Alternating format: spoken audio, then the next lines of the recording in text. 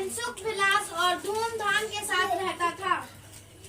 लाजर नाम का एक कंगाल घाव से भरा हुआ उसकी ढेवड़ी पर छोड़ दिया जाता था और वह चाहता था कि धनवान की मेज पर की जूठन से अपना पेट भरे। यहाँ तक कि कुत्ते भी आकर उसके घाव को चाटते थे। समझ आया? एक धनवान मनुष्य था जो बैंजनी कपड़े और मलमल पहनता और प्रतिदिन सुख विलास और धूमधाम के साथ रहता था।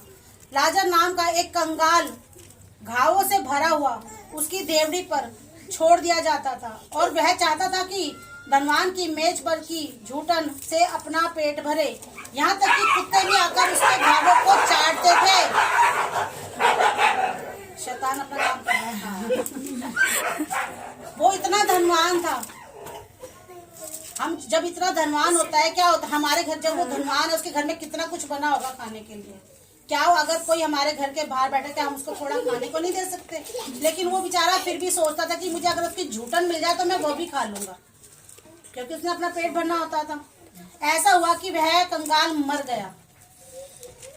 वह कंगाल मर गया और स्वर्गदूतों ने उसे लेकर अब्राहम की गोद में डाल दिया। जब वो मर गया था ना, जब वो जो कंगाल था, जो घावों से पड़ा रहता था, वो मर गया, तो स्वर्गदूतों ने क्या किया, मरने के बाद उसको अब्राहम जो एक बच्चे के लिए तरसता था, उसकी गोद में डाल दिया। मरने के बाद उसको, मतलब दूसरा जन्म उसका हो गया वो कंगाल का। ठीक है, वह धनवान भी मरा और गाड़ा गया। धनवान भी मर गया, उसको भी वो मरा तो उसको भी गाड़ दिया गया। और अधोलोक में उसने पीड़ा में पड़े हुए अपनी आंखें उठाई और दूर से अब्राहम की गोद में लाजर को देखा। हालेलुया। उसने अब्राहम की गोद में लाजर को देखा, जबकि वो धनवान था। वो कहाँ गया? नरक में। और वो जो घाव से बंधा हुआ था, जो वो कहाँ गया? अब्राहम की गोद में।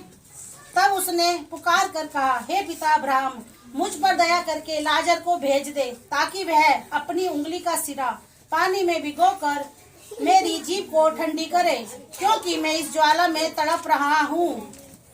इसका मतलब ये है कि जब इंसान मर जाता है, जब अधोलोक में चला जाता है, वो वहाँ से देख भी सकता है, वहाँ से सुन भी सकता है और वहाँ से बोल भी सकता है, लेकिन कुछ कर नहीं सकता। आगे सुनिए। परंतु अब्राहम ने कहा, हे पुत्र, स्मरण कर कि तू अपने जीवन में अच्छी वस्तुएं ले चुका है और वैसे ही लाजर बुरी वस्तुएं, परंतु अब वह यहाँ शांति पा रहा है और तू तड़प रहा है।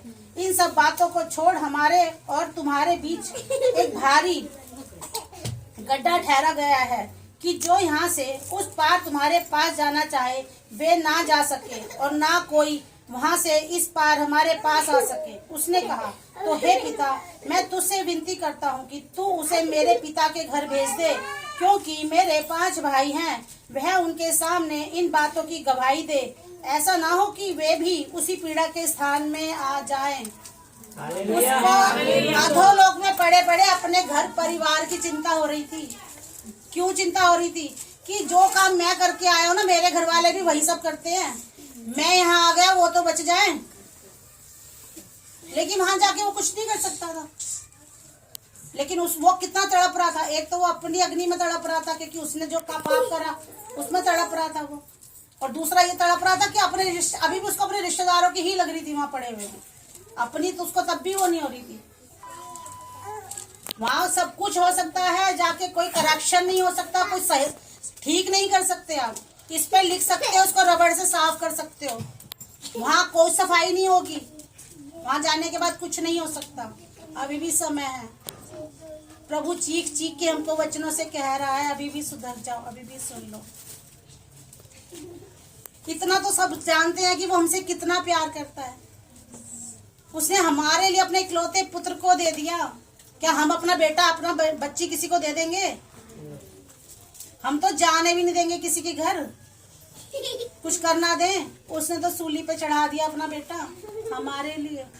सोचो हमसे कितना प्यार करता है। जब हम कोई पाप करते हैं, कोई गलती करते हैं, कितना तड़पता होगा ना परमेश्वर कि भाई मेरे बच्चों सुन लो, समझ लो मेरी बात को, मत करो गलतियां।